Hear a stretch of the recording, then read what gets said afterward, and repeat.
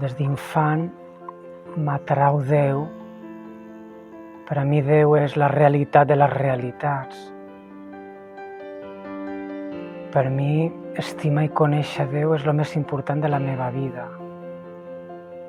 I per mi la vocació és seguir aquesta crida de Déu a conèixer, a estimar-lo, a servir-lo i ajudar que altres persones el coneguin, l'estimin i per treure-les d'allò que les oprimeix i els hi fa mal. Jo vaig descobrir la vocació coneixent Sant Francesc i els frares a Mallorca, els caputxins, i m'atreia el seu amor a Déu i el seu amor als pobres. Per a mi ser frare vol dir viure aquests amors i viure-ho en fraternitat, amb germans.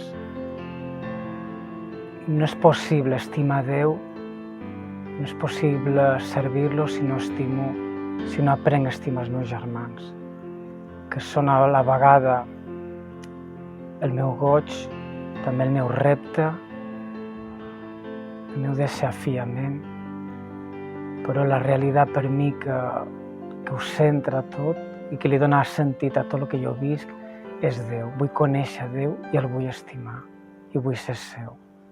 I per això soc frare.